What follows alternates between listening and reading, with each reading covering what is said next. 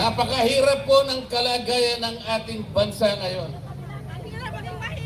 Ang presyo po ng pangunahing bilihin halos hindi na po kayang abutin ng marami nating kababayan. Lalong-lalo na po yung presyo ng pagkain. Ang buong akala ko po, nung gumawa yung Kongreso ng Quadcom, ang buong akala ko po ay gagawin namin ang dapat namin gawin. Halimbawa, dahil sa problema at hamon sa ating bansa, akala ko ang uunahin namin kung paano natin ibababa ang presyo ng bilihin sa ating bansa. Sapagkat ito ang pangunahin na problema ng ating mga kababayan. Pero hindi po ganun ang nangyari. Gumawa sila ng isang napakalaking komite, kung tawagin nila Quadcom. 4 na hiwa-hiwalay na komite na ginawa nilang isa para palakasin, para maging influential. Ang buong akala ko ay haharapin namin ang napakaraming hamon na kinakaharap ng ating bansa. Ang nangyari, hindi po ganun. Alam na po ninyo kung anong nangyari. Ang ginawa po nila ay pamumulitika sa ating bansa. Inuusig nila yung dating Pangulo ng ating Republika. Ang sabi ko po sa kanila, hindi po tayo ang dapat gumawa nito. Kung inaakala po natin na ang isang tao, maging yan ay managing presidente, kahit sino, kung naniniwala tayo na siya'y nagkasala sa batas, kailangan po nating dumaan sa mga patakaran ng ating batas. Dapat po pumunta kayo sa piskalya. Ang piskalya po ay bukas. Yan po ang patakaran. Meron po tayong mga korte. Yan po ang patakaran para usigin, asuntuhin kung sino man ang nagkasala. Sapagkat ang Kongreso po ay hindi piskalya. Yan po yung sinasabi ko sa kanila.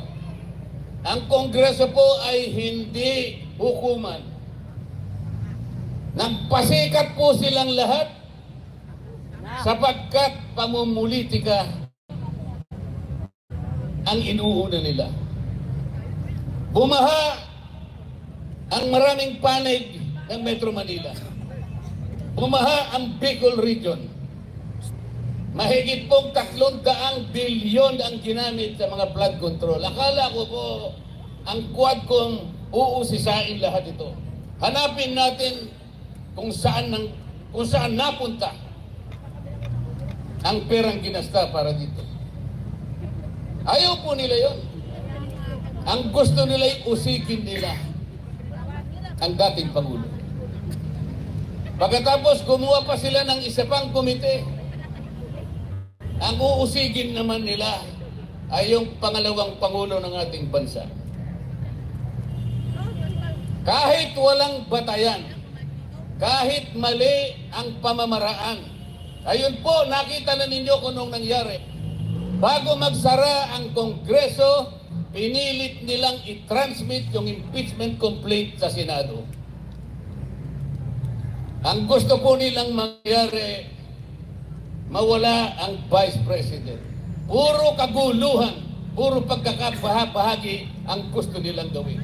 Mahigit 230 o 240 na mga congressmen and congresswomen ang pumirma. Yun po ang kanilang gustong gawin. Yung magkakabahagi tayong lahat. Ano po ang ginawa nila sa akin? Kapag sinasabi kong mali ang paraan, hindi tama ang ginawa ninyong patakaran, pinagtutulong-tulungan po nila ako. Ayaw naman po nilang makipagdebate ng totohanan sapagkat hindi naman nila kayang ilabas kung ano yung tama. Ganun po ang palagi nilang ginagawa.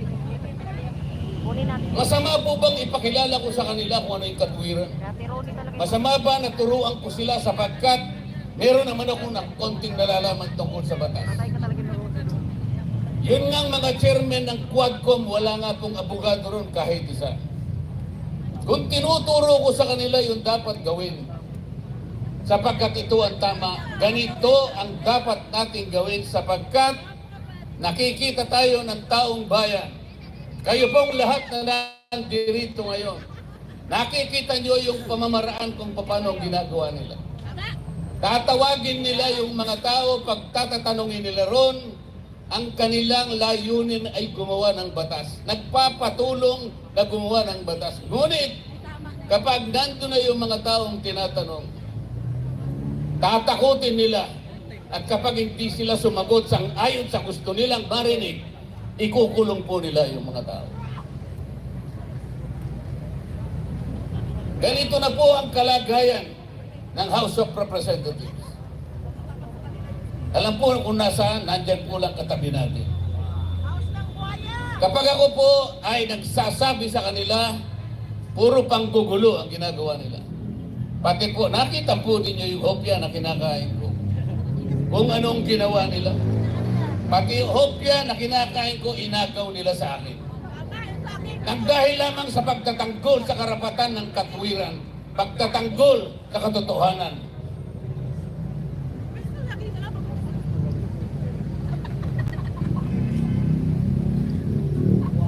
Saan po tayo pupunta?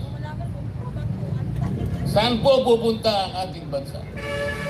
Tingnan po ninyo ang nangyari. Sinuri nila kunwari, yung pagkakagasta ng confidential funds ng Vice President.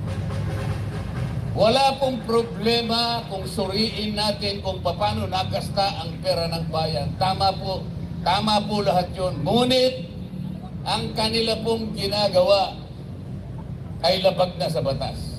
Unang-una, napakarami po ng opisina ng ating bansa ang merong confidential fund at sila din ay tinawagan ng pansin ng Commission on Audit.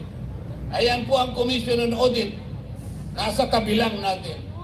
Alam po nila na sila lang ang merong otoridad, sila lang ang merong mandato, sila lang ang merong kapangyarihan na mag-audit sa pagkakagasta ng pera ng bayan.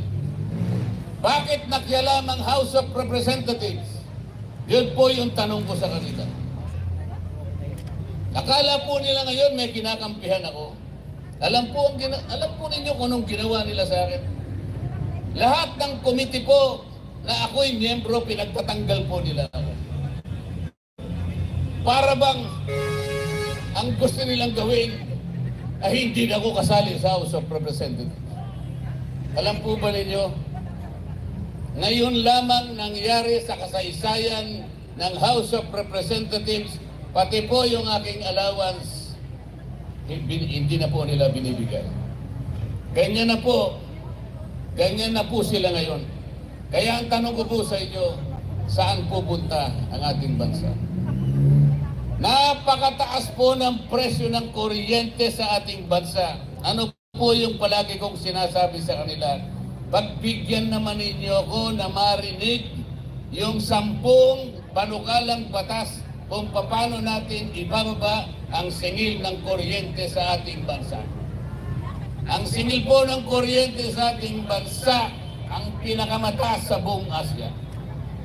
Yan po ay taliwas sa pangunahing layunin ng batas na ginawa ng Kongreso 24 na taon na nakararaan.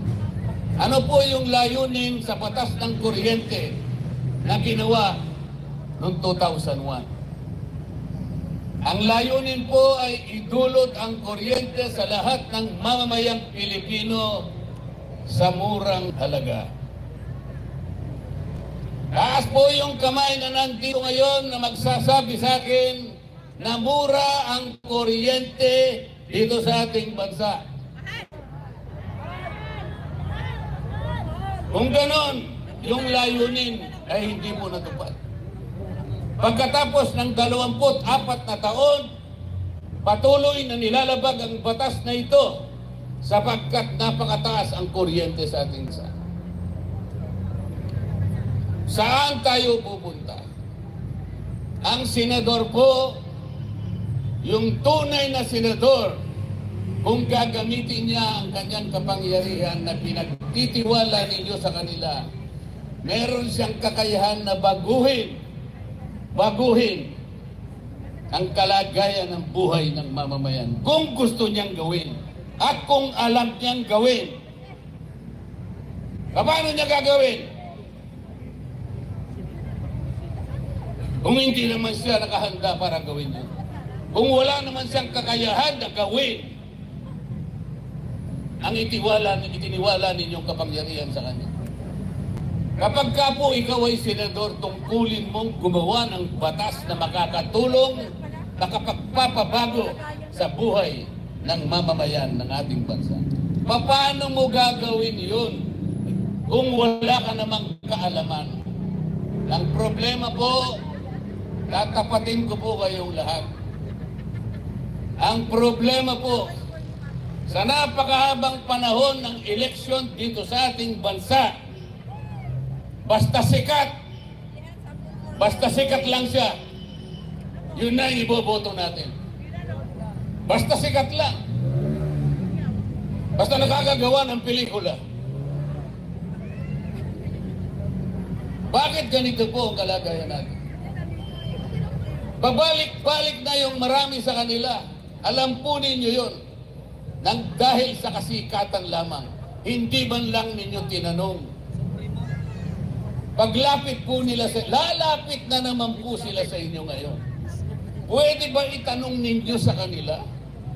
Ano po ba ang gagawin ninyo? Karapatan po ninyo na itanong sa kanila kung may kakayahan.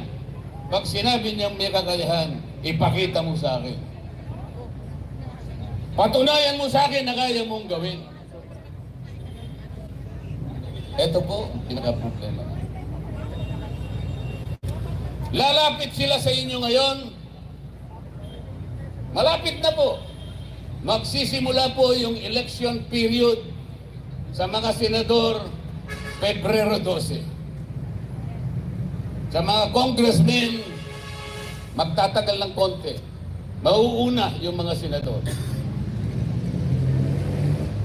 Lalapit sa inyo ang mga senador na yan, nakakandidato, at mga congressmen nakakandidato, may dala-dalang konting barya na sinasabi nilang AIX, tupad, akap.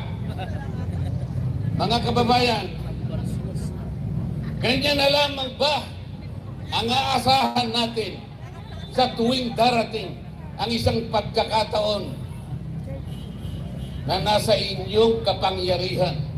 Bakit hindi po ninyo gamitin ang kapangyarihan na? Ipagpapalit nyo po ba sa 5,000 piso ang kinabukasan ng ating bansa? Ipagpapalit pa ninyo sa 5,000 piso ang dignidad na taglay-taglay ng bawat isang mamamayang Pilipino? Pero kunin ninyo. Kasi pera ninyo yun. Kunin po ninyo, pero nakikiusap ako sa inyo, pagkakuha ninyo, huwag kayong magpapasalamat sa kanila sapagkat hindi nila pera yun. Hindi nila pera yun at kailanman hindi naging tungkulin ng isang congressman o isang kumakandidatong senador na siya mismo ang mag-aabot sa inyo. Yun po ay pagpapasikat, pagpapasiklab sa inyo. Nakakahiya po.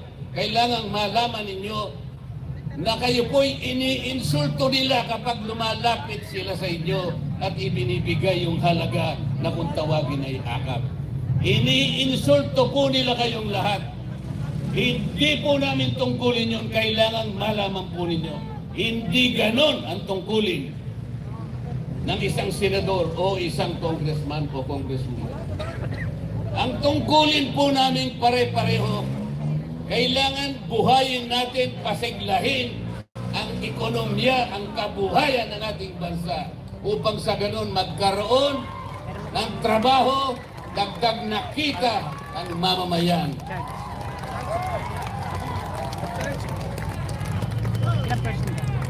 Huwag kayong papayag. Huwag kayong papayag. Ang isang pamilyang Pilipino kahit mahirap, hindi niya gugustuhin na mananatili siyang mahirap. Ang isang Pilipino ay merong dignidad. Ayaw niya yung palagi na lang na binibigyan siya ng ayuda. Napipilitan lamang siyang kunin dahil sa pangangailangan. Sapagkat hindi ibinigay ang mga kondisyon para siya makapagtrabaho. May karangalan at dignidad ang Pilipino. Gusto niya pagdating ng tamang panahon, makahulog po siya sa gapos ng kahirapan. Hindi siya papayag na ipamana sa kanyang pamilya ang kahirapan na matagal niya nang tinataglay. Huwag kayong papayag na manatili ang ganitong kalagayan. Piliin na po ninyo utang na loob.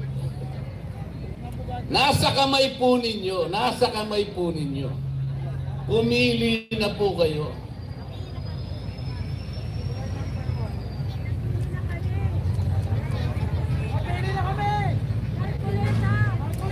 Kasi po pag hindi kayo pumili, wala po kayong karapatan na umasa na may pagbabagong mangyayari pa sa ating bansa.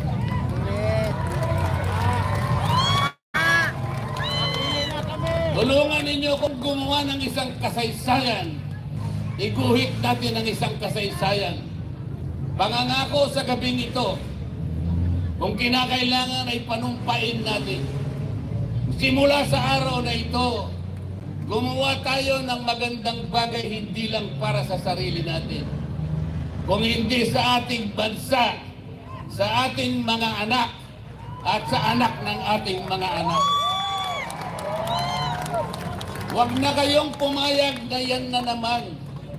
Sila na naman.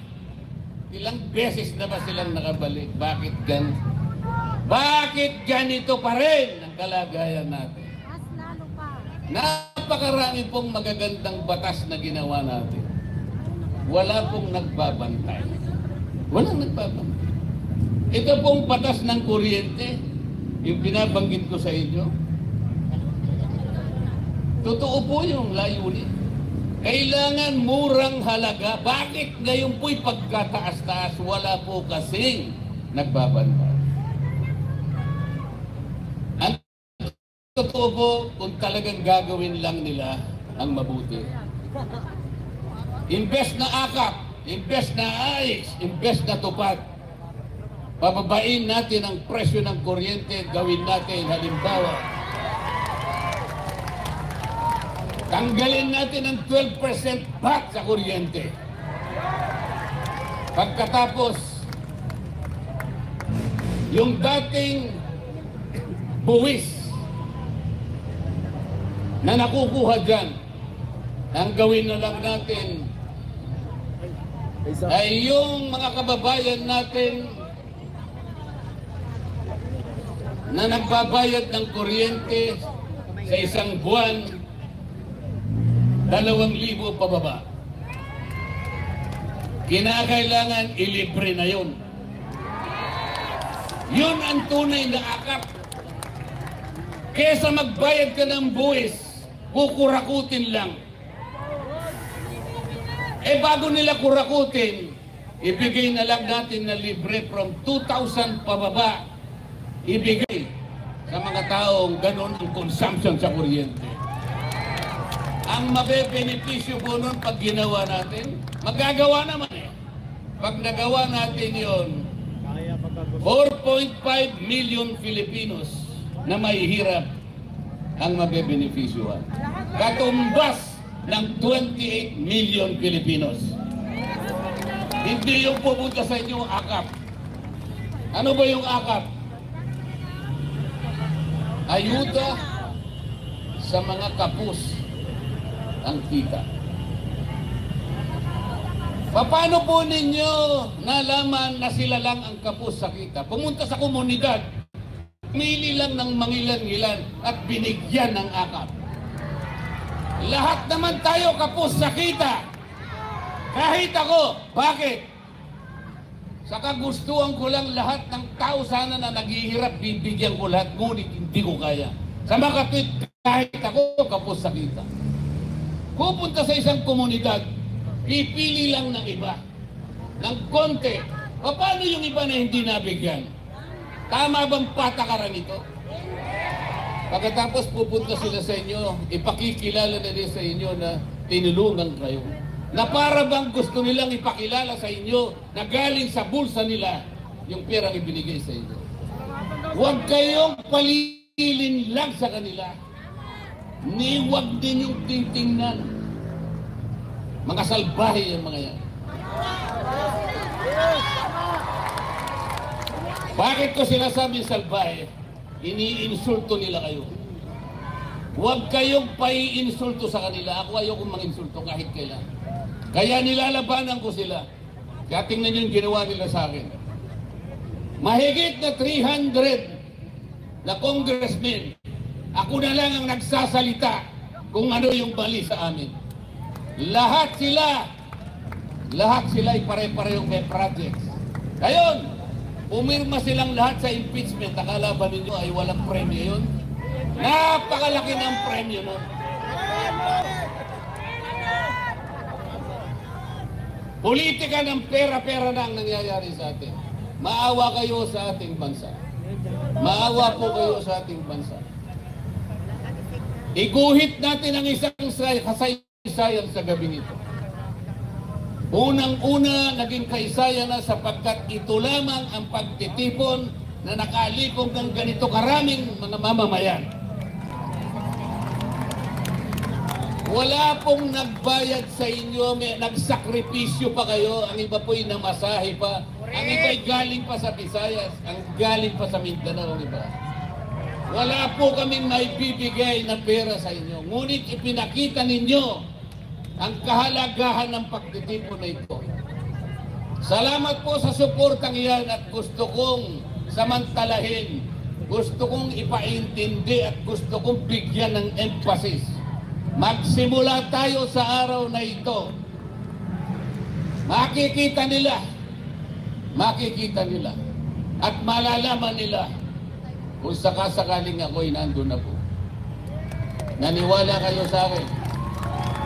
Kahit ilan pa sila, kahit sino pa sila, basta sa tama lamang po tayo.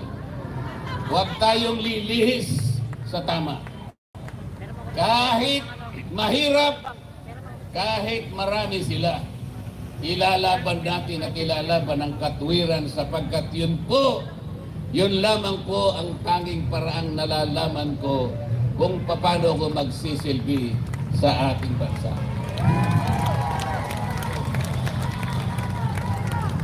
Bago po ako magtapos, gusto kong pag-isipan ninyo. Kilala ninyo ngayon kung sino yung nasa Senado. Kilala nyo rin kung sino-sino ang lalapit sa inyo.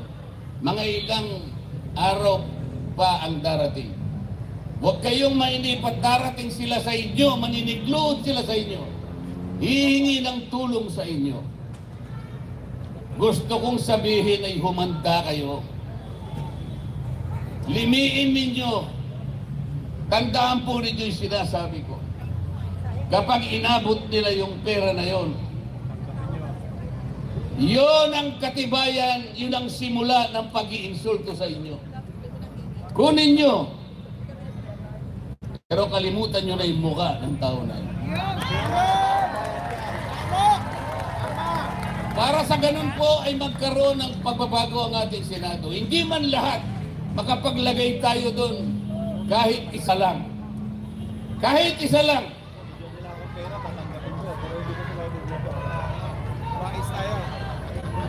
Kailangan po yung bumoto ng 12? Magpapagod pa kayo? Isa lang ang kailangan nyo.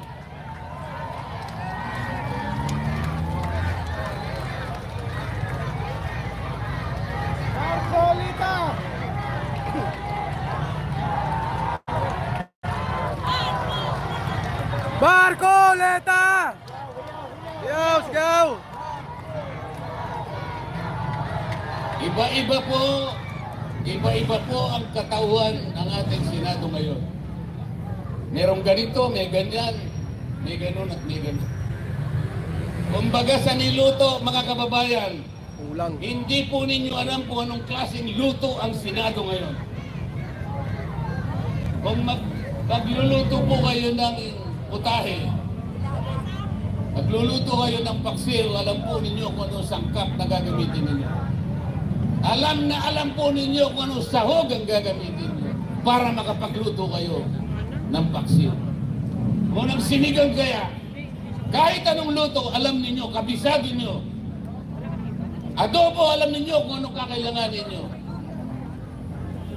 O kung titignan mo ang Senado ngayon dahil iba-ibang sangkap, iba-ibang sahog sila, anong klaseng luto ang Senado ngayon?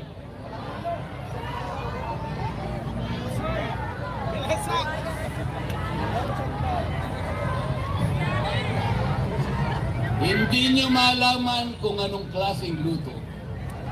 Kapag ang niluto ninyo ay hindi nyo maintindihan, napakahirap pong kainin. Samantalang silang magsisilbi sana sa inyo. Ibig ba ninyo sabihin, ilalatag sa inyong mesa ang isang pagkain na hindi nyo alam kung paano niluto ito? Iba-ibang sahog, iba-ibang sangkap. Paano mong kakainin ito? Ano pong kaugnayan ng lahat ng ito sa aking sinasabi ngayon? Bakit gusto kong pumunta sa Senado kahit sa ngayon ay hindi natin malaman kung anong klaseng luto ito? Bakit? Para sa ganon, kahit ano pang luto ngayon ito, pagdating ko doon ay magkakaroon ng isang magic sarap. Nagkaroon man lang ng lasa itong luto na hindi natin malaman kung ano ang pangalan. Abot ba to? Abutin. At baka doon ay magsimula. Sapagat nagkaroon kahit anong lasa, may lasa. At mula sa lasa na yan, mga kababayan, magsisimula ang pag-asa.